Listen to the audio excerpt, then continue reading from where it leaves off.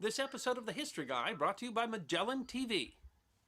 In April of 1975, with the fall of Saigon looming, hundreds of thousands of Vietnamese were displaced.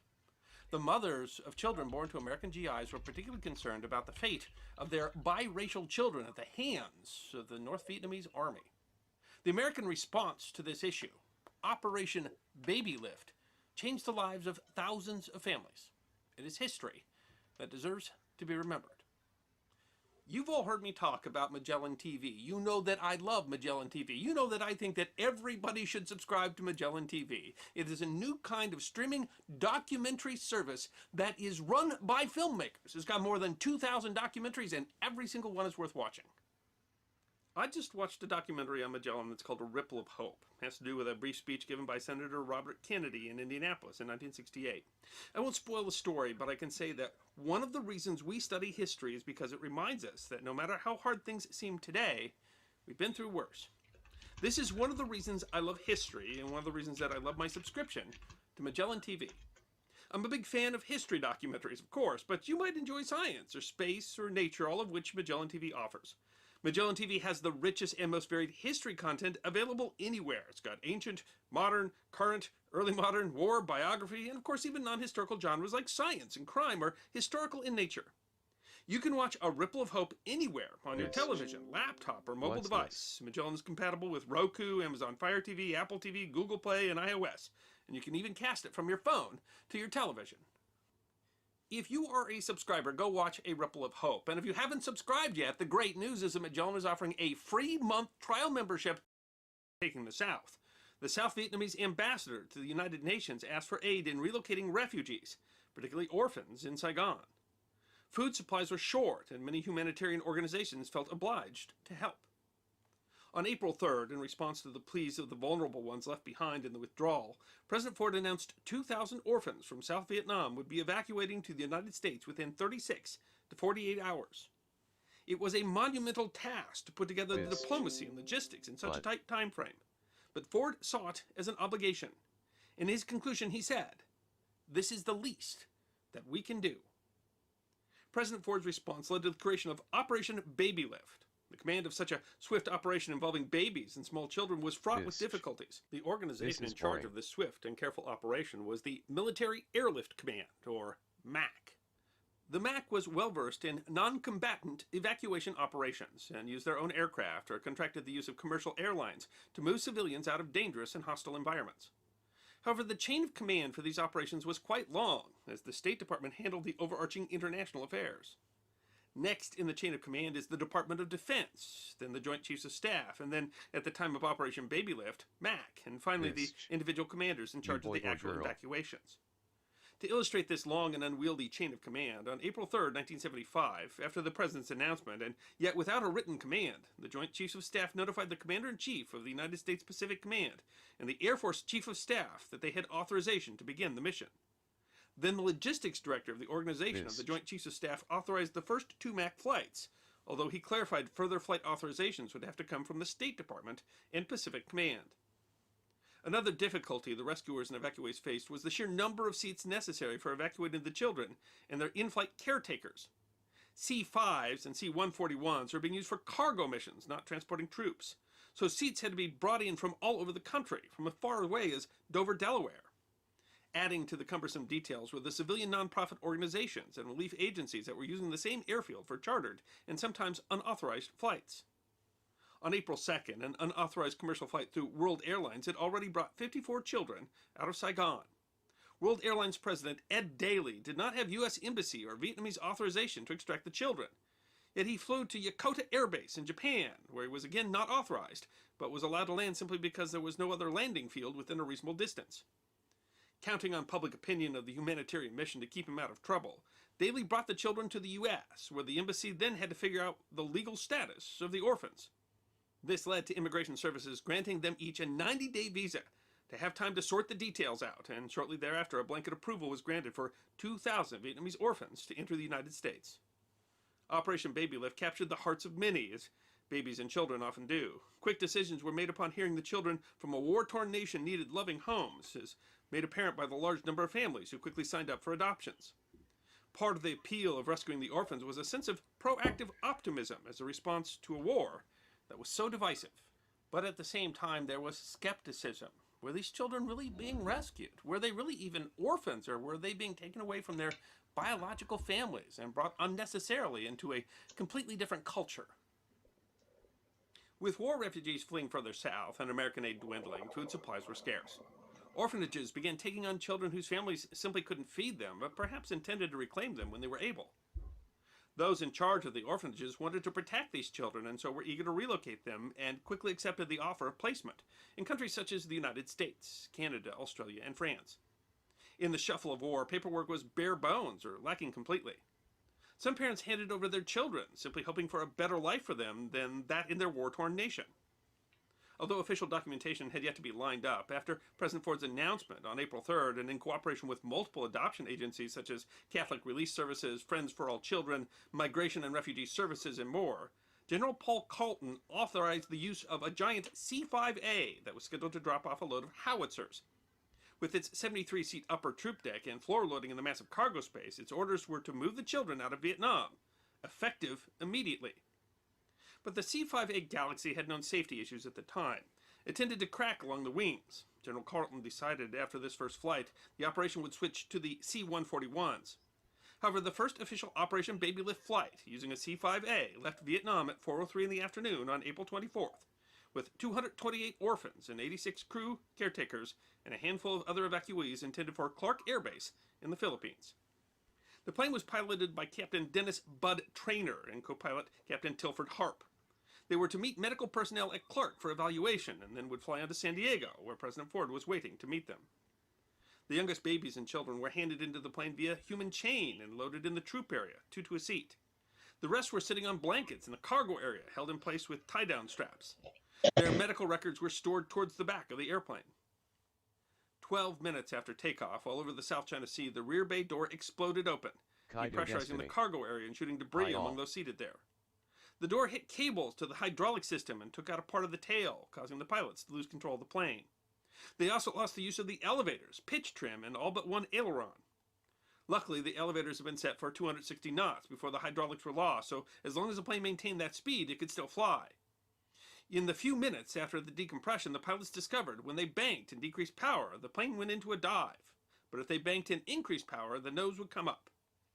By changing the roll and the power, they were able to bring the plane safely back towards the runway, but after hitting 4,000 feet and coming up on their final approach, the plane began a quick descent of 4,000 feet per minute. The landing gear had added drag, reducing their speed and causing the plane to drop. Knowing they wouldn't make the runway, Captain Traynor had his co-pilot bring the wings level as he applied full throttle to bring the nose up, and at 50 feet, they idled and touched down in a rice paddy.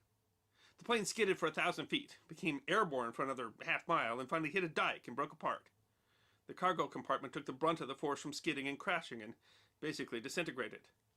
Immediately following the crash, the surviving crew members began removing children from the wreckage despite their own injuries. The loadmaster, Senior Master Sergeant Howard Perkins, had broken his leg. He used a crutch and an airplane seat belt to splint it so he could help the orphans. 2 of the flight nurses, one with a broken leg, one with a broken collarbone, also relayed children to the rescue helicopters who were on scene within 5 minutes of the crash. Out of the 314 people aboard, 176 survived. The losses included 78 orphans, 35 of the 36 DAO members aboard, 11 Air Force personnel, and 3 civilian family members. Only 8 people survived from the cargo compartment. All the paperwork for the orphans was also lost in the crash. The survivors lost any information about their birth dates and biological families, and some of the deceased were unknown. It was one of the most deadly accidents in military aircraft history. Lee Ann Thiemann, who assisted on another one of the flights, who ended up adopting one of the children from Operation Baby Lift, said of the crash, "In a country seemingly fated for tragedy, even that basic humanitarian mission had ended in doom." Before the accident could be fully investigated, the wreck was scavenged for parts by Vietnamese nationals, especially the communications and avionics equipment. One investigator commented that when they arrived, 400 to 500 people were at the site, stripping the plane and walking off with the parts. The United States government paid a bounty to recover what they could from the locals. Thankfully, out at sea, the Navy had been able to locate the in-flight recorder along with the ramp and bay door. They determined the locking mechanisms had been replaced sometime before this flight and subsequently failed, leading to the explosive depressurization. The C-5A crash resulted in multiple lawsuits against Lockheed Aircraft Corporation. In 1982, Lockheed settled $13.5 million for the 45 injured orphans adopted into the U.S. In 1984, $19.7 million was awarded to injured orphans from the crash living outside the U.S., and in 1986, $10 million was awarded to the representatives of 76 orphans who were killed in the crash. For their actions in landing the plane, Captains Traynor and Harp were both awarded the Air Force Cross. Author Andrea Warren noted in her 2008 book, Escape from Saigon, that the crash focused the world's attention on the plight of the orphaned children of South Vietnam. Adoption agencies were overrun with people volunteering to adopt the children. She noted a toll-free number was set up in Washington, D.C. to handle the inquiries. At times, more than 1,000 calls a minute were turned away by busy signals. Operation Baby Lift continued, eventually airlifting approximately 3,000 children out of Vietnam. Nurse Joyce Harrington recalled a flight on a 747. The final count was 409 orphans, 300 of which were under a year and a half old. They were in bassinets, in seats, under seats, and in the aisles. When I would start to nod off while feeding a baby, someone else would kindly remind me that there were many more that still needed attention. Some of the older children were afraid of using the enclosed toilets or afraid of the dark, so extra latrines and lights were brought in. Leanne Thiemann talked about her flight. She said that in all the commotion of loading and transporting babies, there hadn't been able to feed them all. Now suddenly all 90 were awake and crying simultaneously. After dealing with many children with air sickness, the caregivers realized that they had been giving meat to children accustomed to rice. New supplies were brought in at each stop, including different brands of formula, causing many of the children to develop diarrhea. The children were flown from Saigon to Clark Air Base in the Philippines and then on to Hawaii, and after a stop in Hawaii, they were then brought to California. At each stop, they needed care, and so volunteers turned out by the hundreds from the Red Cross, Family Services, and even off-duty personnel and their dependents would lend a hand, passing out juice and cookies or comforting babies. While they were greeted by smiling volunteers and willing medical aid, the often malnourished and sickly children sometimes spoke of living family members. This led to a class action lawsuit filed in mid-May against the United States and the adoption agencies. It alleged that some of the children weren't orphans and had been illegally taken from their homeland, and that the defendants had an obligation to return them to their biological parents. Although the class action suit was denied as the judge felt that each child needed a separate case, many individual cases did end up being filed. Vietnamese parents thought that they were handing their children over for temporary care during wartime. They then came to the U.S. hoping to locate and reclaim their children. While some of the adoptive parents were understandingly and willingly returned them, others felt it was inappropriate to abandon these children in a manner that Americans thought of as permanent, only to return for them later. Some of the children from Operation Baby Lift, and now middle-aged adults, began to wonder about their biological families, and because of modern DNA testing and social media, many of them have been able to locate their parents. By any standard, Operation Baby Lift was an impressive logistical accomplishment and was done by people who were truly well-meaning. It changed many lives and undoubtedly saved many lives, but it also received quite a lot of criticism, from inadequate selection procedures to using overcrowded and unsafe aircraft. Some people even wrote the entire project off as nothing but a cynical political ploy. See, history's like that sometimes. Sometimes it's messy.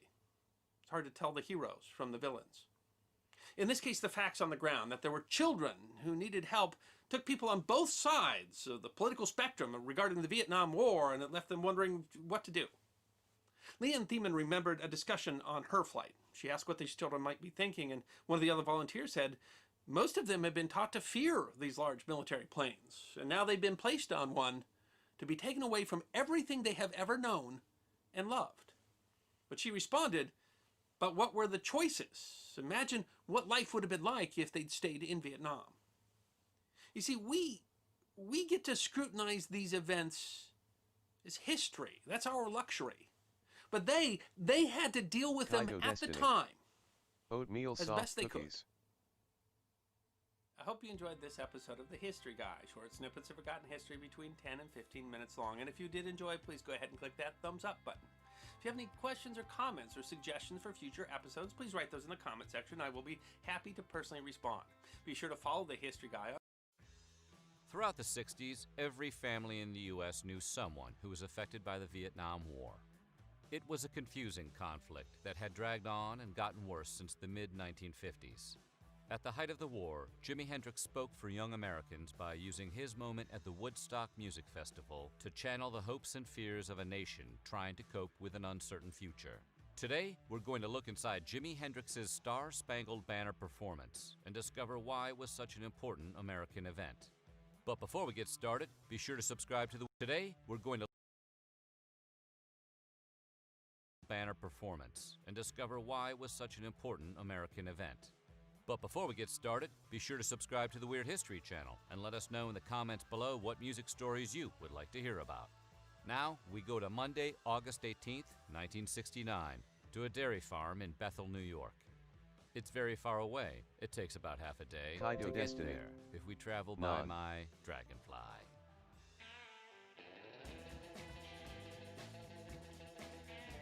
Accompanied by a band that was assembled less than 2 weeks before Woodstock, Hendrix thought he was going to go on stage on Sunday night. Woodstock was never supposed to extend into Monday morning, but due to traffic, rain delays, and the fact that most people behind the scenes were, at the very least, stoned, the festival was hours behind schedule. Elino Lal. Jerry Velez, Hendrix's new conga player, remembers the wait backstage. Every 3 hours, they'd come and they'd say, "Hey, you about ready to go on in 10 minutes?" Hendrix's band, which he was calling Gypsy Sun and Rainbows, eventually took the partially reconstructed stage at 9 in the morning, the least rock and roll hour of the day. Before the band began their set with Message to Love, Velez noted the battlefield before him. You could see a whole universe filled with sleeping bags and trash and bras and bathing suits, food strewn everywhere, prophylactics everywhere. The thing is, Hendrix, Velez, and the rest of the band were playing for 30,000 people, only 7% of the crowd that attended the festival. What happened was that after Crosby, Stills, and Nash finished their Monday set at 4 in the morning, most people started heading home. Even the draw of Hendrix, the world's highest paid rock star in 1969, couldn't keep most people from leaving. Only 30,000 Woodstock attendees had the endurance to withstand the rain and the 30-minute set by Sha Na Na that came before Hendrix.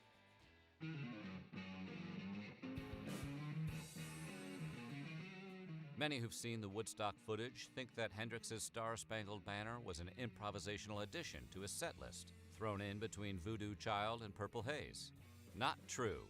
The song had been in his set list for months. It's estimated that Hendrix performed the piece at least 70 times, with its debut at the Merriweather Post Pavilion on August 16, 1968. Its last known performance took place in Hawaii on August 1, 1970, almost a year after Woodstock. Hendrix sometimes retitled his renditions of the anthem, This is America, and his arrangements were as unrestricted as they were laser-focused. They could be as short as 3 minutes or as long as 6.5.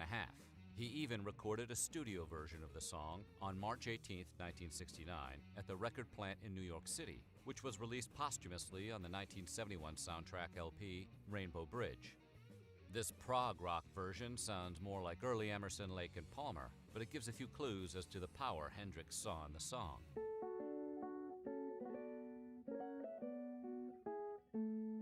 Woodstock wasn't marketed as a Vietnam War protest, but make no mistake, it was the festival's main subtext. Throughout the weekend, musicians would voice their thoughts on the war and the government, but Hendrix didn't say anything about the Vietnam War. He was never one to vocalize his political thoughts. Instead, he used his guitar in his cover of the American national anthem as his message. About an hour into the set, Hendrix and his band launched into Voodoo Child, Slight Return. It was a blistering 13-minute version which kind of drifted off into the opening bars of the Star-Spangled Banner. 1 minute into the song, the part where the lyrics go, and the rocket's red glare, Hendrix launched into a screeching freeform solo, recreating the sounds of fighter jets, airborne bombs, screams, sirens, and a wall of general cacophony. After 80 seconds of aural chaos, Hendrix slipped back into the song for a few more bars before he started playing taps, the traditional bugle call played at every military funeral. Taps was a recent addition to Hendrix's version of the Star-Spangled Banner. Although he never commented on it, it seemed like the ex-paratrooper was calling attention to the nearly 43,000 soldiers who had already died, despite Washington's repeated claims that the war was being won easily.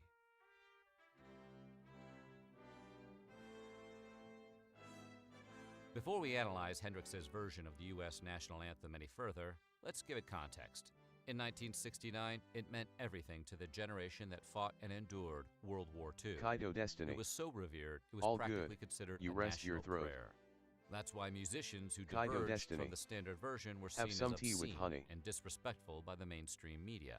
Not a year before Hendrix's Woodstock set, musician Jose Feliciano received extensive backlash after opening Game 5 of the 1968 World Series in Detroit with a soulful, folksy rendition of the anthem. Since the event was aired on live TV, negative feedback flooded in from all over the country. Feliciano's career was eventually salvaged, but his reputation was blemished forever. Compared to Hendrix, Feliciano's version was like a campfire song at a church retreat. If Americans thought Feliciano disrespected the United States, they probably thought Hendrix was the Antichrist, sent to end democracy once and for all.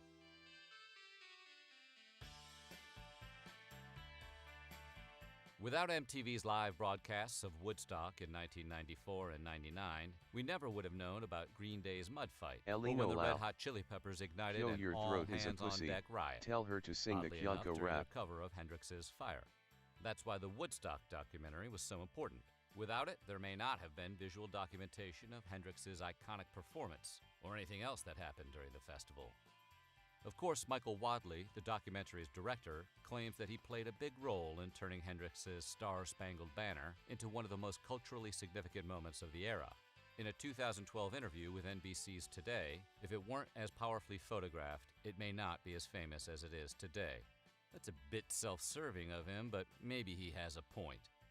According to Mark Clegg, the associate professor of musicology at the University of Michigan, the film is what people remember, and today that performance can be found easily on YouTube. So it's alive again 50 years later. Considering only 30,000 people actually saw Hendrix play at the festival, and the documentary is the only visual recording of Hendrix playing the song, maybe Wadley's right.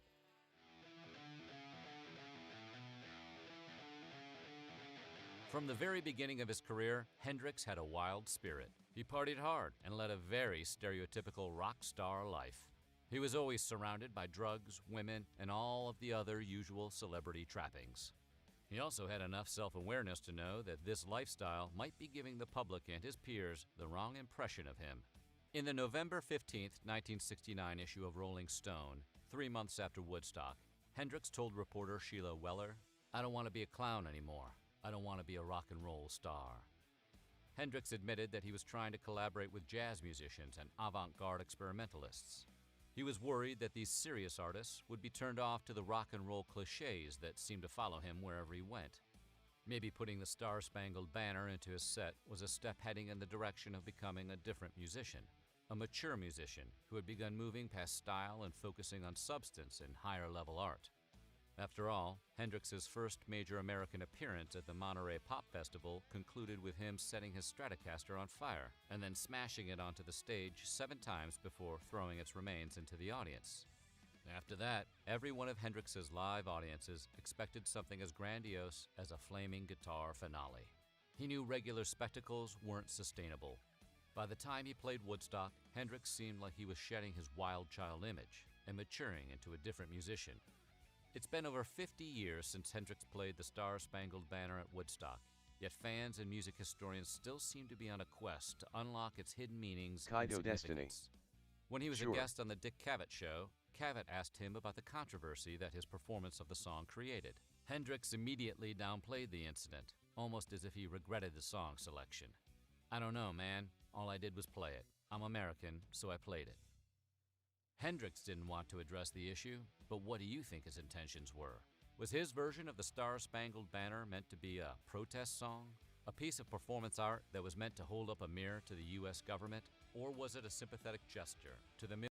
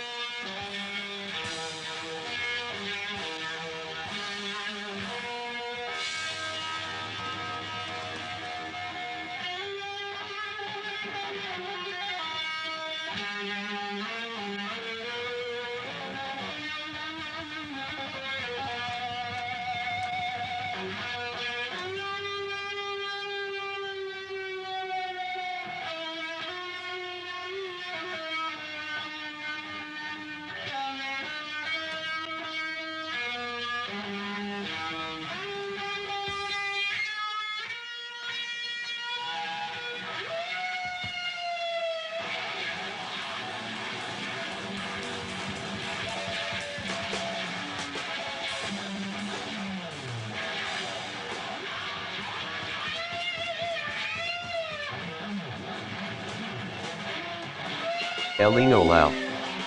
Terrible. Elino Lau. Play Christmas farts.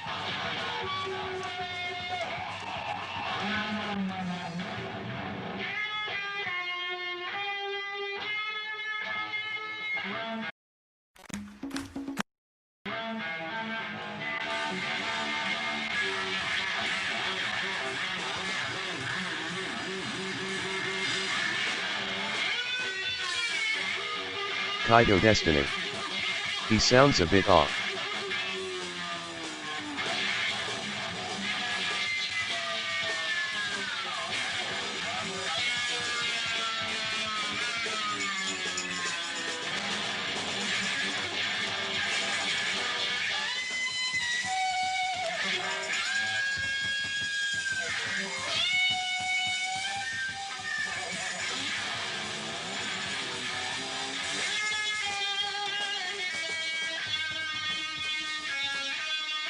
Kaido Destiny. I'm no boomer, I'm a millennial.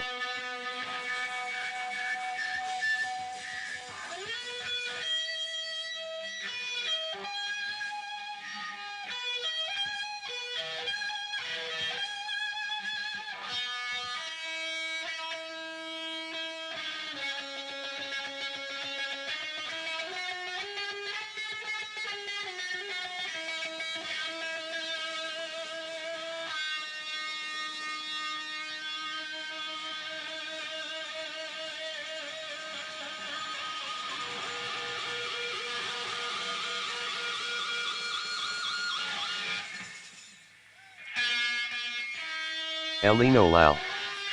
I'm a 3-year-old babu.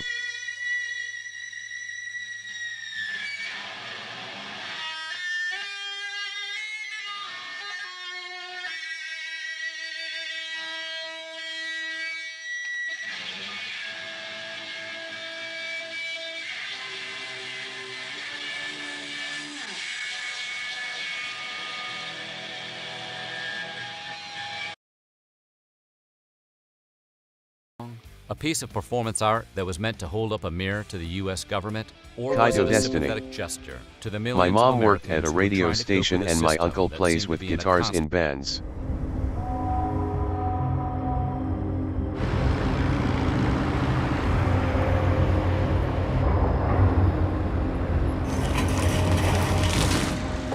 I was operating that day a cable shovel. The bucket scoop holds about 100 tons. Slabs were coming down the face of the bank that I was digging in, and those slabs were like something I hadn't seen before. We knew we had found a fossil of some sort, but Kaido right away Destiny. I knew it was something Nice. different.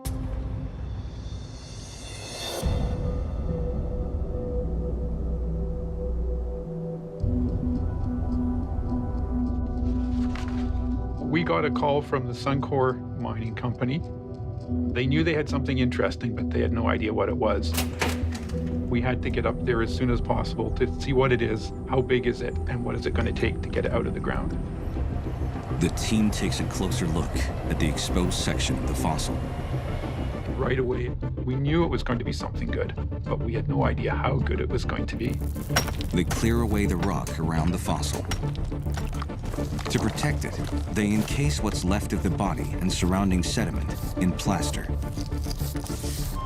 So we had it isolated as a single chunk, and then that's what we thought we could lift out. Just take them up very slow, Sam. Very slow. Here we come.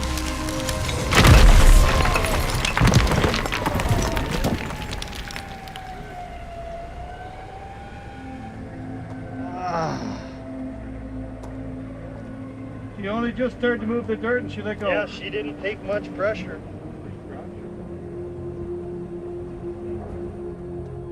At the time, it was gut-wrenching.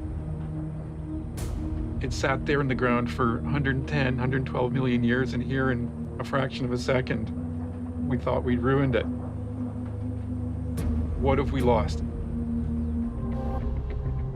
They send the pieces to the lab at the Royal Tyrrell Museum. where a crack team gets to work. Paleotechnician Mark Mitchell carefully chips away at the surrounding rock, identifying pieces and slowly reassembling them. After 6 years of painstaking work, the Royal Tyrrell Museum in Drumheller, Alberta, unveils its rare and astonishing discovery.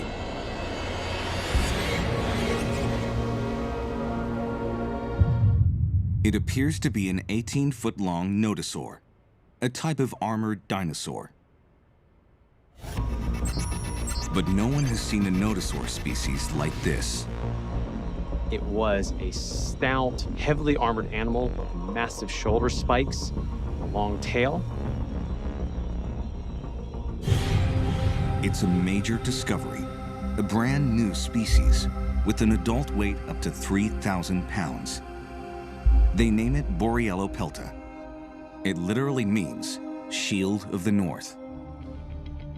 After 6 years of work, the scientists have identified the victim. But many mysteries remain. With this exceptional fossil and the evidence that's preserved with it, that could allow us to answer all sorts of questions about what its last few days were like and possibly how it came to die.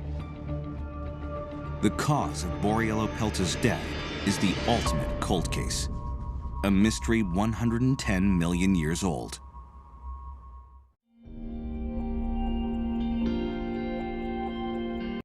Today I'm going to be talking about another short anime from 1988, Dragon's Heaven.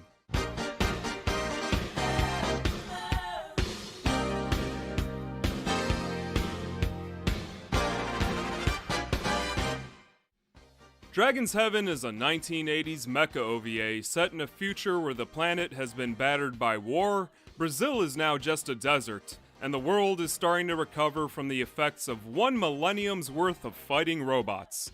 The story's pretty simple. 1,000 years ago, a war was coming to its end, and Cheyenne, the combination robot mech, has driven off the last of the evil robot El Madine's forces. But unfortunately, this came at the cost of his pilot's life. With his partner gone, he decides to take a short nap until support shows up, but instead he pulls a Rip Van Winkle, and he's woken up an entire 1,000 years later when his sensors pick up the life signs of a young girl named Ikuru. Cheyenne is a surprisingly modest and human robot, and he's the strongest one out there. In fact, he's so strong, people gave him the nickname Dragon, and that's where the title of this anime comes from. Where Cheyenne is tank-like and blocky, the evil robot El Madine is the exact opposite. He's designed to be extremely thin, pointy, and alien, with a hammerhead and a single eye resembling a camera lens. They even gave him a battered cape so that you know he's the bad guy, which is a nice touch, I like it. The story in Dragon's Heaven is secondary to the animation and beautiful artwork. Cheyenne and Ikuru get to know each other while making some small talk, and discuss how, despite it being a millennium later, his arch-enemy is still clanking around and is now the commander of the Brazilian army that controls much of the surrounding area. So with a relative of Ikuru's happening to be an engineer, she immediately familiarizes herself with the owner's manual, and they decide to team up to take down the evil El Madine and his forces once and for all. This ends an ongoing story that was expanded upon in the short manga that this anime is based on, but that is now long out of print, so you're gonna have a really tough time tracking that down if you want some more background information on this one.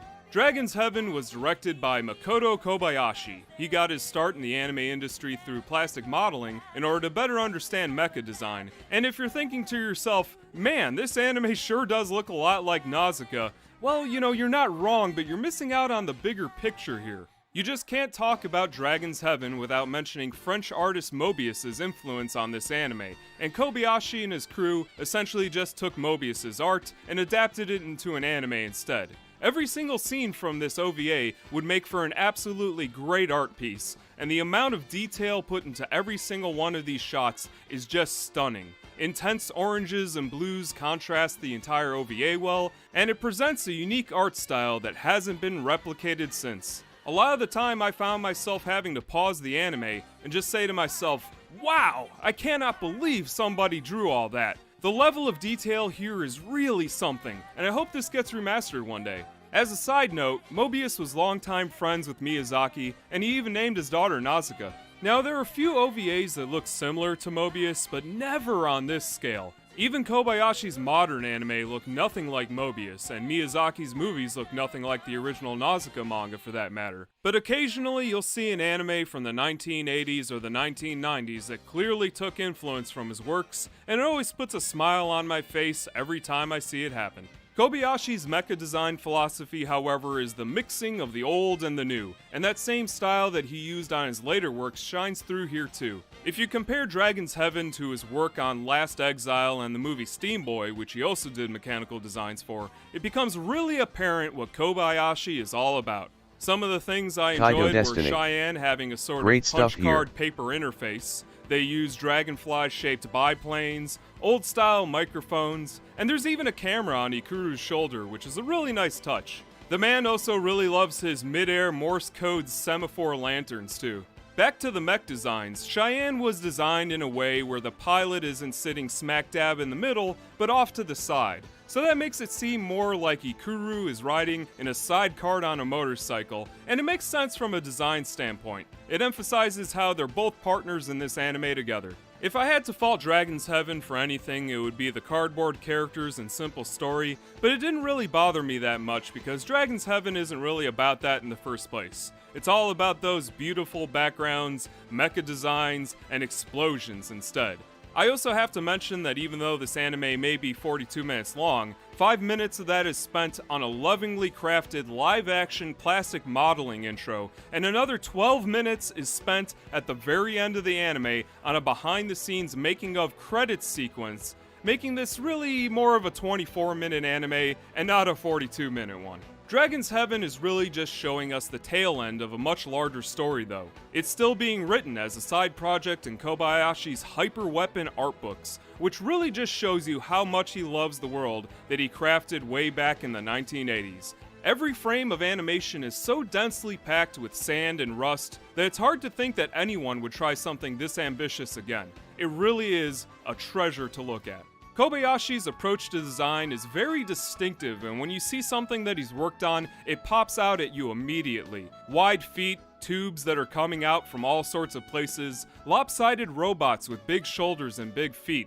It makes you really wonder where this mech that he designed is too, and you can see it even better in the credits sequence than you can in the intro. It's pretty crazy that they went this far for a single OVA, and I love everything about it. The entire thing was clearly a passion project, and Kobayashi reportedly paid for the entire live-action sequence out of his own pocket.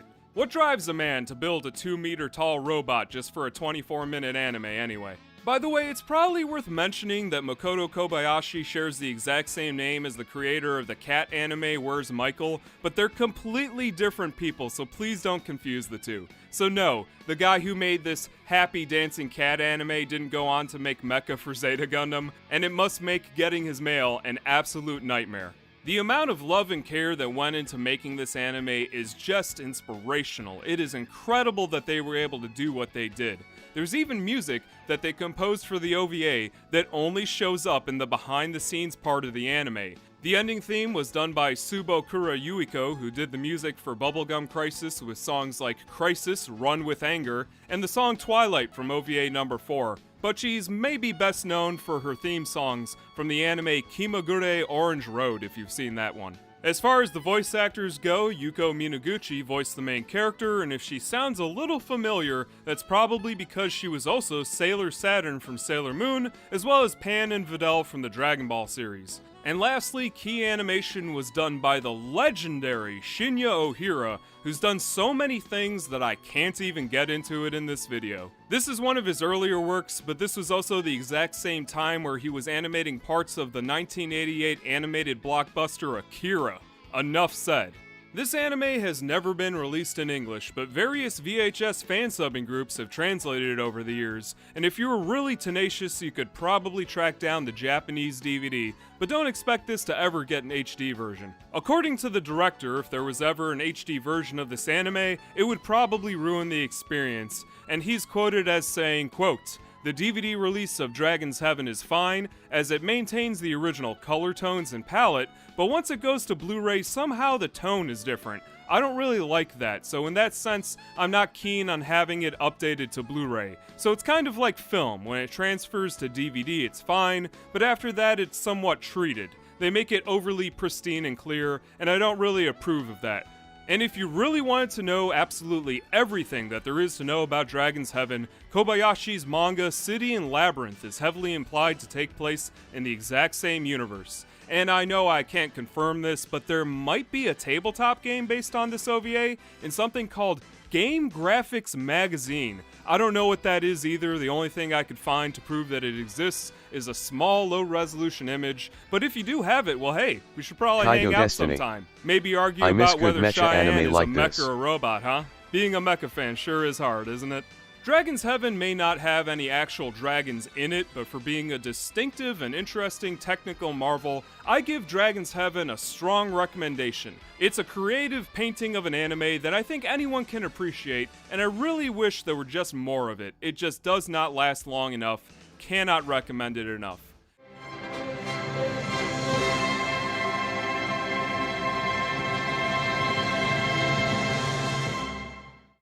And that is absolutely everything that I know about this anime, and pretty much all of my opinions on it. But what did you think about it? Has anyone here actually seen this OVA? Do people just not know about it, and that's why it's never gotten a full TV series? Should there be other anime that look like Mobius? Let me know in the comments why this OVA is so unknown. And for all of you new people who have never seen one of my videos before, I do something on an old anime about every week or so. And if you really want my videos to reach more people, then please leave a comment and leave a thumbs up. That really helps with the search results, and that'll get this video to as many people as possible. Again, thank you very much, and I will see you next time. Take care. This video was made possible by CuriosityStream. Get a bundle subscription with Nebula for a limited time at just $12 a year at curiositystream.com/HAI.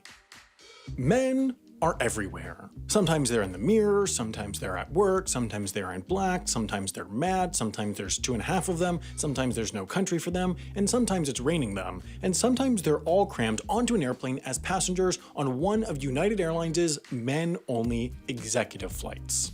You see, back in 1953, United Airlines decided that between getting paid more and being allowed to wear pants, men had gone through enough hardship, and so they decided to help ease their struggle with the Chicago Executive, a special men-only air experience for high-powered male executives who love flying but hate gender equality.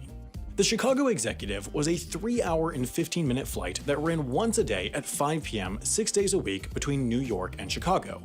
The flights were originally done on piston-powered Douglas DC-6Bs operating between LaGuardia and Midway airports until 1961 when they transitioned to Sud Aviation Caravels, leading to an airport switch from Midway to O'Hare because of its more ample runway space, and from LaGuardia to Idlewood, which is now known as JFK and also known as Hell. In later years, the New York destination was moved again from JFK to Newark because, hey, why go to an airport that loses some luggage when you could go to an airport that loses all the luggage? But now to answer the real question. What sort of testosterone-packed features were offered on these manly flights? Well, according to this somehow real ad from the 60s, there were plenty. For starters, there was the obvious. No women and no children, but with one key exception. 2 stewardesses who served food and drinks and I'm sure had their boundaries and rights fully respected by the passengers. Among the food and drinks they'd serve was a full-course steak dinner because if you're going to get food poisoning on a plane, you may as well do it in style. In addition, passengers could smoke cigars or pipes on the plane because planes and fire go super well together, and all of this could be done in the comfort of a pair of complimentary slippers in either your seat or alongside promised congenial company in the lounge. But the Chicago Executive wasn't all fun and airplane steaks. It was also built for these 50s businessmen to practice what they did best. Business. That's why the planes were outfitted with personal workspaces in which you could even get live stock quotes thanks to a partnership with the Wall Street Journal, the top newspaper of America's dentist offices. Plus, if one of the busy businessmen forgot to tell one of the busy business boys who works for them some busy business information, United offered a special last-minute message service courtesy of an on-plane telephone. And believe it or not, the Chicago executive was not the only flight that, like Saturday's, was just for the boys. In 1960, the now-defunct Mohawk Airlines launched the Gaslight service, a somewhat bizarre Victorian-themed flight that ran on select regional flights mainly from New York and saw small propeller-driven DC-3s decorated with red velvet curtains, gold tassels, carriage lamps, and special vintage lithographs just in case you want to fly in a plane that looks like the scene of a murder in a poorly written mystery novel. Their reasoning for making it men only was, and this is a real quote, that women would find the atmosphere cloudy because of the 5-cent cigars and free beer. While on the Gaslight service planes, passengers were served by flight attendants who wore sequined costumes accentuated with ostrich feathers, who offered those free beers and 5-cent cigars because what better thing to add to a fire and plane combination than free alcohol? The Gaslight flights proved surprisingly popular, so much so that after a while, Mohawk kept the back reserved for men but added a family section in the front so that the kids, wife, and even grandma could all get in on the creepy Victorian fun. Ultimately, 23,000 people flew on Gaslight flights, drinking over 31,000 cans of free beer and smoking over 17,000 cigars before the flights were discontinued in 1962, only 2 years after they began. United's Chicago executive flights, on the other hand, may not have had ostrich feathers, but they did have longevity, lasting all the way from 1953 until 1970, when they were ultimately discontinued as the result of protests by the National Organization for Women. These days, if a businessman wants to get between New York and Chicago without seeing any women, his best bet is to just grab a cab while keeping his eyes laser focused on a list of US presidents. Or, if that list gets boring and you decide that women don't terrify you, you could check out this series with Jane Goodall called Catalyst, which is available right now on CuriosityStream. Or, if gorillas aren't your thing, CuriosityStream has thousands of other top-quality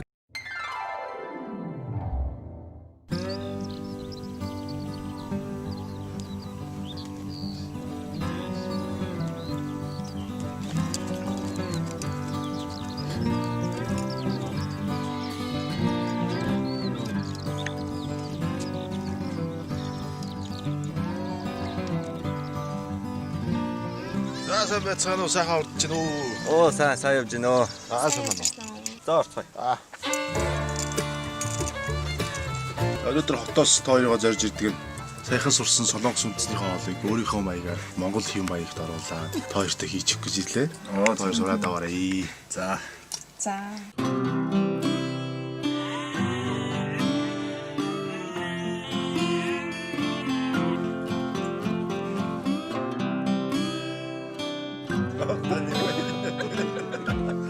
За хоол ээж эхлэе да. За.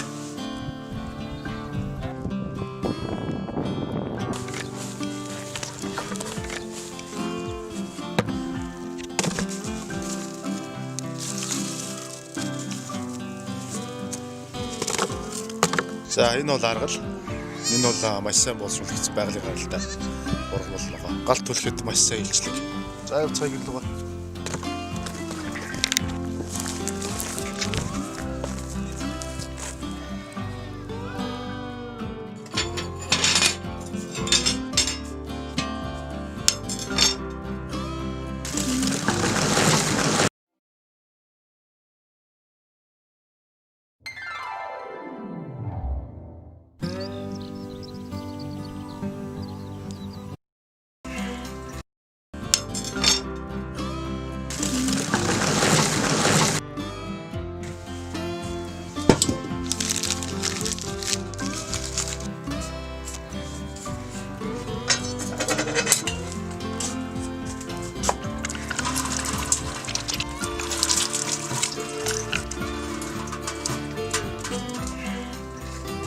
За өнөөдөр тоёртой өхрийн махтай, дахианы махтай гэж хоёр янзын хоол хийж байна. Өхрийн махтай нь болохоор цагаан гааны соустай, баг соустай. Энэ баг зэргийн халуун ногоотсон. Дахианы мах маань болохоор жоохон чихэрлэг, жоохон баг зэргийн халуун ногоотой. За эхлээ өхрийн баха. Чанаа. За. Хэр удаан чанах вэ? Ботл чанах хэвээр шүлийн морыг. Оо за.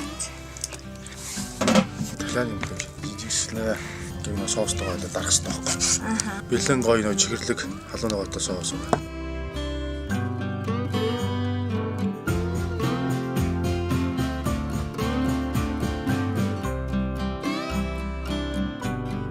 За энэ болохоор нэг солонгос хоолны тогоочийн бэлдэж өгсөн бэлэн соус байна. Голны хоолны чинь хамт орлогын соус байхгүй. Зүгийн бал тэгээ нөгөө гойдын савтаа күчүүж юм даа.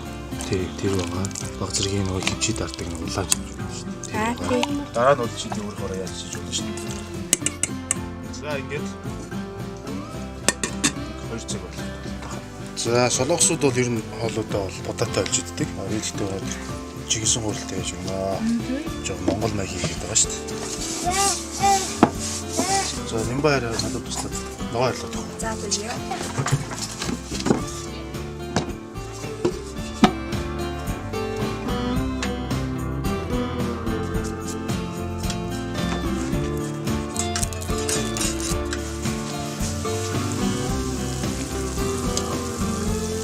Бараг болцсон байна да.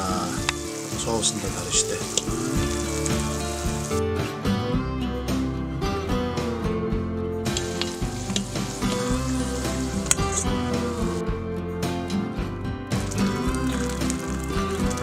Төмсөө бол ингээд том нэмэрхүү.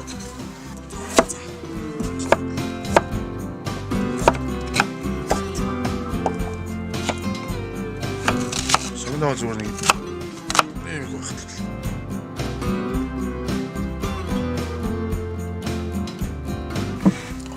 цагаан орж байгаа. Тийм байна. Нүртгөө. Гоё нөө. За энийгээрээ гоё амталж байгаа.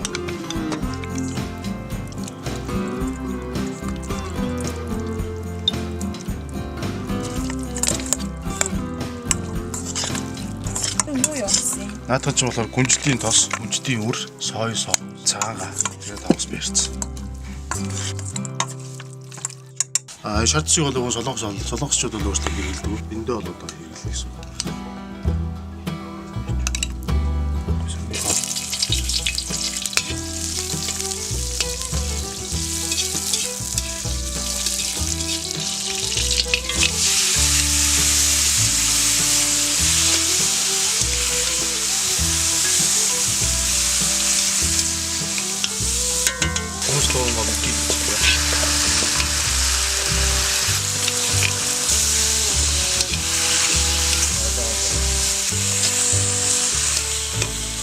Тэр дүүнийхээ мачаас шүд байгаа шүү дээ. Тий. Ингээд шүү. За. За одоо ингээд тагилтлаад. За ингэж игнээд өгч. За дахиад юм хаагаа одоо болоё. Жог урамлын тос игээд. За одоо нэг ямтсан нөгөө дахиад юм хаа.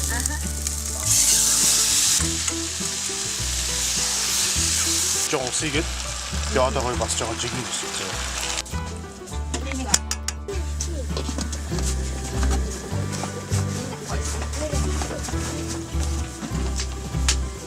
За одоо гурлаа нэ. За энэ сайхан болж байна.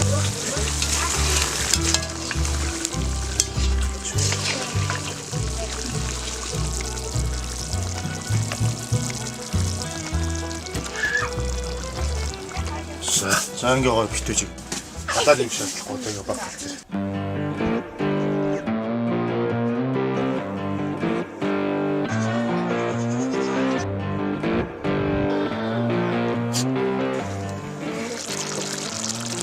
Манай дахиад бор болчихжээ. За энэ дээрээ жоохон сонгоо авчих.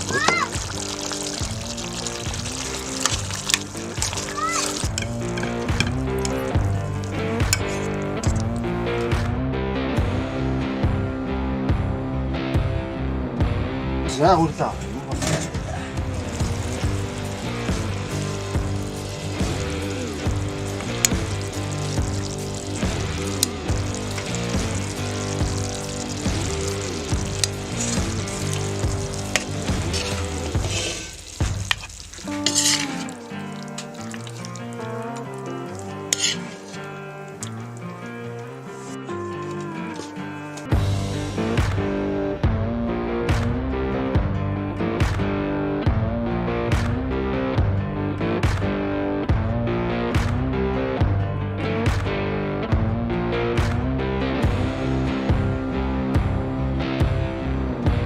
Өнөөдрийн зорж ирж хийж өгсөн солонгос хоол маань бэлэн боллоо. За тавтаа сайхан боллоо. За. За эхлээ үхрийн мах авсах. За. За зөргөө ингэж үдээ. За бүрлэн дээрээ жагаа. Махаа аваад. Төмс аваад.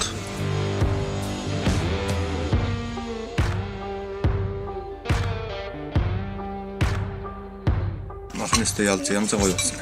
Соус нөгөө цагаагаа амтж байгаа. Тийм байх. Тэстэй янз гоё. Стокой зөөл юм байна. Халуун байгаа та. Тийм их ш. Яг таарсан.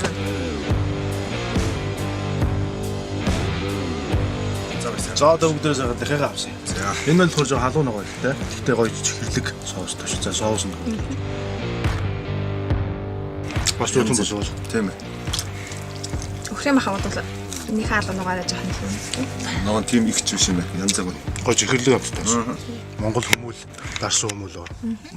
Энийг гоё хайлж идэнэ. Энэ л гоё цуунд дарсан гоё халиар.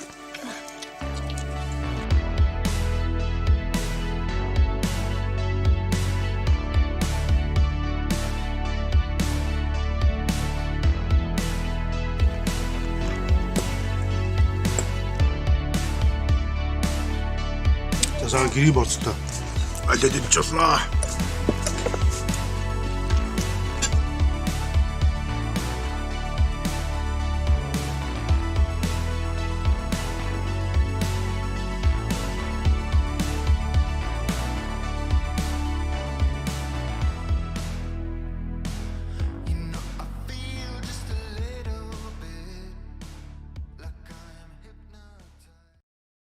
In this series, we have discussed the 72-year evolution and history of Marvin the Martian. But what we have yet to cover is the evolution of the character's voice, given life by a surprisingly large number of voice artists over the years. Marvin only ever appeared in 5 Golden Age Warner Brothers cartoons, holding the title of one of the most underutilized style Looney Tunes of all time, and only becoming a fan favorite in later years. Legendary voice artist Mel Blanc was of course the man to lend his voice to Marvin throughout these early shorts, continuing to reprise the role sporadically in television appearances and revival shorts up until his death in 1989. When we take a look at Blanc's portrayal, notice how it takes a couple of shorts for him to finally hone his voice. Following the 1980s, Marvin's appearances became highly sporadic, featuring mainly in cameo appearances in TV series and shorts, though seeing more significant roles in movies and his own headline short in 1997. Over this time, the most prominent voice actors to take over the role were Joe Lasky, who voiced the character intermittently.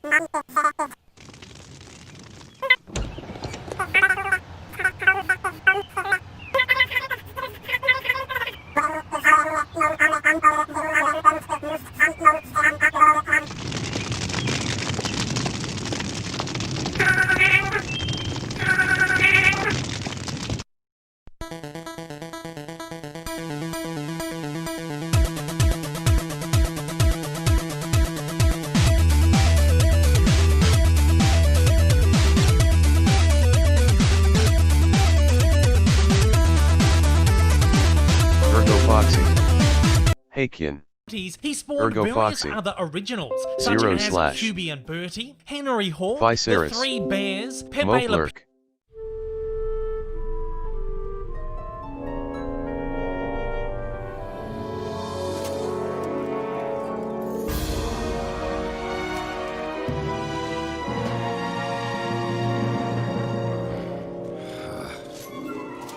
Ergo Foxy. Hey. Ergo Foxy. Thought ID drop in.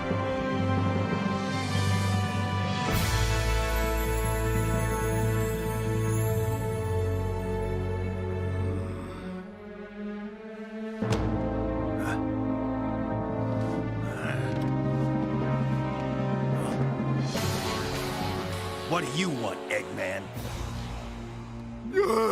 Please help me, Knuckles. If we don't do something fast, Sonic could make us prisoners on this planet forever. If we can gather all 7 of the Chaos Emeralds, there's a fighting chance that we can somehow reverse the effect that sent us to this world and return to where we came from. Sonic knew he could use the Chaos Emeralds to warp himself through time and space. That's the reason he attacked Chaos Control. He found out that I'd collected all the Chaos Emeralds to keep them out of his grasp. You know how reckless Sonic is. I was afraid of what he might do if he got hold of the emeralds, so I set up defenses. But there was no stopping Sonic. He was determined to push his selfish search for thrills all the way this time, no matter who got hurt. Finally, Sonic invaded Chaos Control. And to my horror, he finally achieved his goal. Sonic destroyed Chaos Control and sent us all here, just for the fun of it. Sonic, he's crazy. I've changed my ways and want to live in peace, but Sonic won't let me.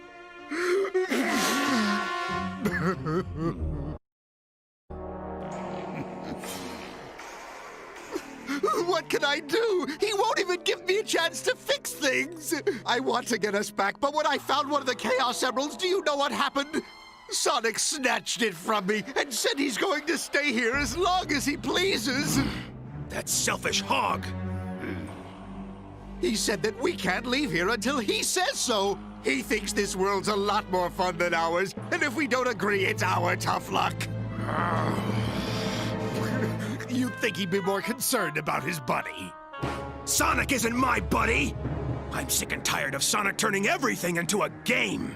Either Sonic gives us that emerald, or I'm going to take it from him. Be careful. Sonic says Ergo he'll crush Foxy. anybody who tries to get I it don't back. get the Sonic So lore. then, a battle to the bitter end. My chronic Sonic troubles are over.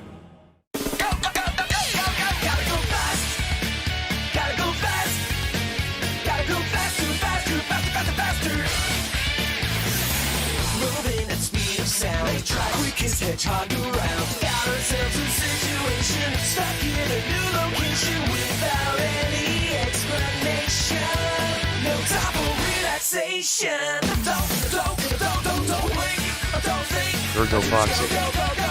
The only thing that's important is that we have Sonic shoe. Sonic's on the run, Sonic's number one. Sonic's coming next, so watch out for Sonic. Gotta go fast, gotta go fast, gotta go faster, faster, faster, faster, faster. Sonic, gotta go fast, gotta go fast, gotta go faster, faster, faster, faster, Sonic X.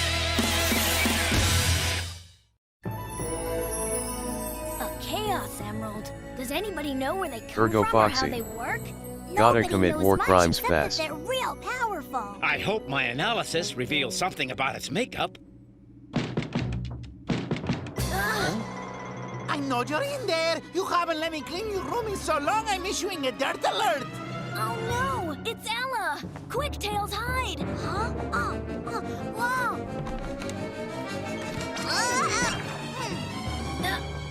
I thought I'd find you up here, Christopher. Oh, hi there, Ella. Ergo Foxy. Oh yeah, Keeping this cursed room Tails doll. dust-free is a losing battle. Not that I'm complaining, but it's like trying to vacuum a dirt road.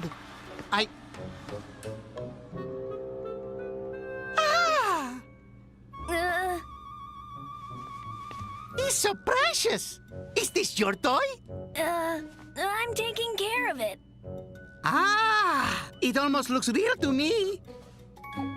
Oh! I think I'll go outside and play. Me too.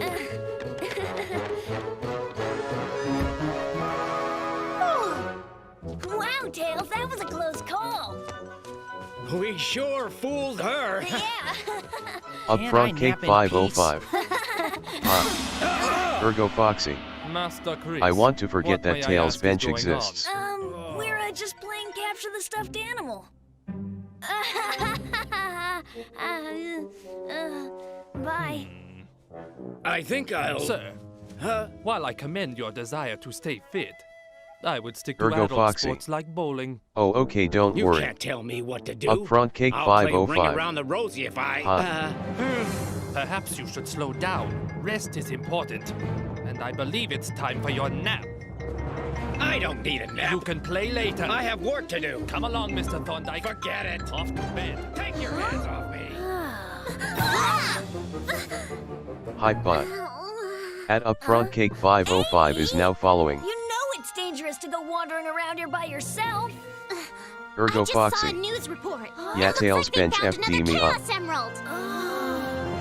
The strange energy spikes, which seem to be coming from the Silver Valley area, have played havoc with computers and machinery across the entire region. Investigators are looking into... Upfront Cake 505. You're welcome. Silver Valley isn't very far from here. Let's check it out. Hey, Sonic! You heard the news? Huh? We're going to Silver Valley. Come along and we'll have a picnic there. But we're going for the emerald. No, I've been there before. Upfront Cake 505. BRB. So you stopped there during one of your runs, huh? Yep, you guessed it. Fine, Sonic! Come on! We'll have more fun without him anyhow! How can we get there without a car? My grandpa's resting and I can't ask Mr. Tanaka to drive. Ergo Foxy. If I drive, I'm gonna get spotted. Here BRB. What can we do? Hey, I know how we'll get there.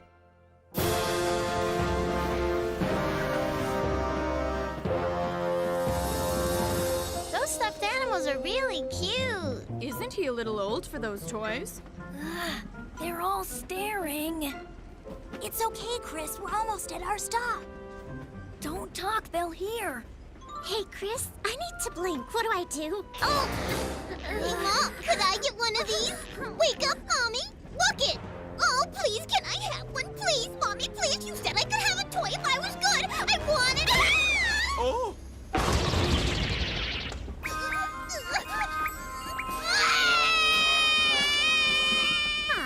Now, if I could only blink, everything would be perfect.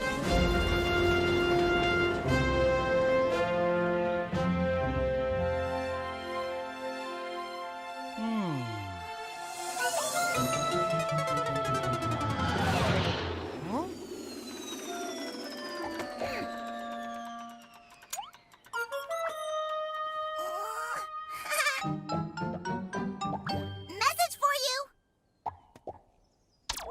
Here you go! Sonic, I'm sick of all your selfish stunts. This time you've gone too far. I'm challenging you to a showdown.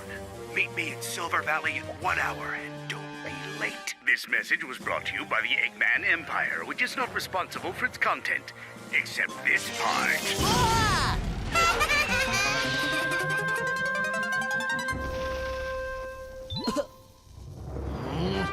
Knuckles is gonna regret that.